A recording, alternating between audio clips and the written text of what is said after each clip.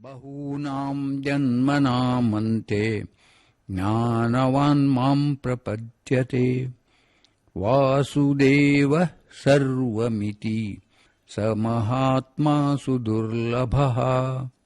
मागच्या श्लोकात म्हटलं देवाने की ज्ञानी माझा आत्मा आहे. पण मग त्याचा विचार करण्याकरता कदाचित अर्जुनाला म्हणा किंवा आपल्याला वाटलं की असा ज्ञानी भक्त भगवंताला अत्यंत प्रिय असणारा त्या स्वरूपाचा त्या योग्यतेचा आम्ही व्हावा असं जर कोणाला वाटलं तर वास्तविक पाहता त्याविषयी भगवान या श्लोकात बोलतात. हा 19व्या श्लोकात भगवान म्हणतात की अर्जुना, माझ्या स्वरूपाचा साक्षात्कार प्राप्त होण्यासाठी त्याने अनेक जन्मातील अभ्यासाचे बळ मिळवलेलं असतं. एका जन्माचं काम नाही. तसं नामदेवराय म्हणतात की जन्मोजन्मी आम्ही बहुपुण्य केले तेव्हा या विठ्ठली कृपा केली. म्हणजे याचा अर्थ अनेक जन्मात तो प्रयत्न केलाय आणि त्यानंतर तो मला प्राप्त होतो. त्याला सर्वत्र एक ब्रह्मच असल्याचा अनुभव येतो. या अवस्थेवर येणारा तो महात्मा फार दुर्लभ असतो. म्हणजे ज्ञानी भक्त आहे तो ज्ञानापर्यंत साक्षात्कारापर्यंत येण्याकरता त्याला किती महत् प्रयास करावे लागतात हे सांगितलं. आणि असा जो ज्ञानस्वरूप असलेला भगवत स्वरूपाकार झालेला सर्वत्र परमात्म दर्शन ज्याला होतं असा ज्ञानी महात्मा जगामध्ये क्वचितच कुठेतरी दुर्लभ अत्यंत दुर्लभ असतो. लाखोमध्ये शोधायला गेला तर कोटीमध्ये मिळायचं मुश्किल अशा प्रकारचा हा महात्मा असतो.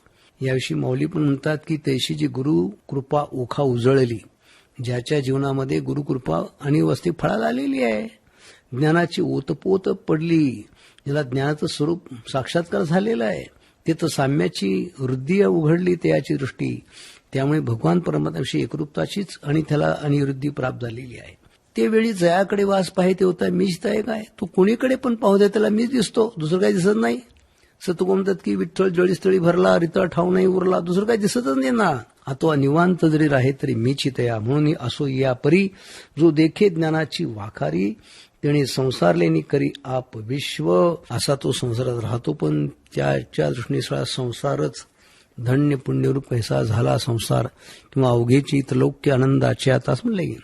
तर या प्रकारची अवस्था त्याची असते. त्याशिवाय मौली म्हणतात की ऐसा समस्त ही श्री वासुदेव सगळीकडे परमात्मा व्यापलेला आहे. ऐशा प्रतितीचा ओतला भाऊ अशी अनुभूती त्याला आहे. म्हणून भक्ता माझी राव आणि ज्ञानिया तोची, खरा भक्त तोच आहे. जयाची प्रतितीच्या वाखारा पोवाडा होय चराचरा.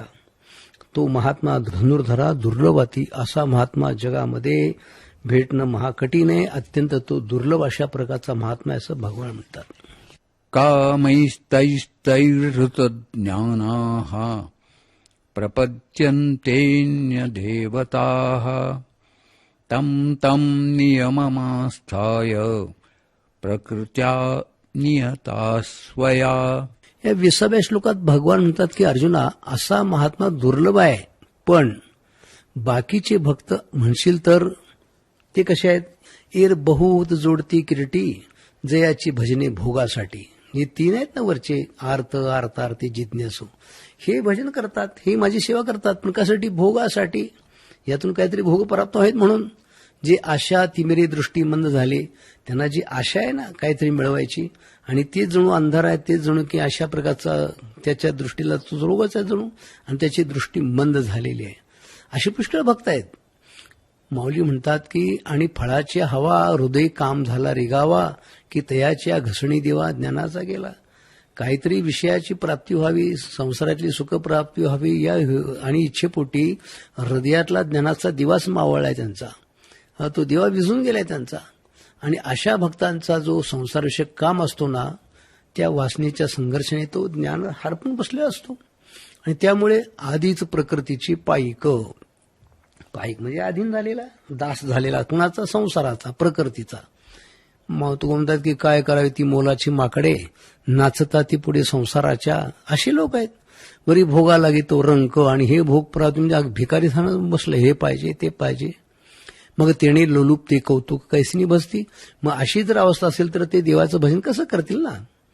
कवणी तया नियम बुद्धी कैसिनी हन उपचार समृद्धी का अर्पण यथाविधी भीत करणे. त्यामुळे जर अशा आशेपोटी भजन करणार आहे ना, त्याला भजनाचे किंवा भगवत प्राप्तीचे नियम कुठले त्याला आठवतात, कुठली त्याची बुद्धी काम करते, कशा प्रकारचे उपचार असायला लागते देवाच्या प्राप्तीकरता, ह्याच्यासाठी कुठली समृद्धी आहे. आणि अर्पण यथाविधी जो शास्त्र म्हणतं त्याप्रमाणे करावा हेही त्याला कळत नसतं.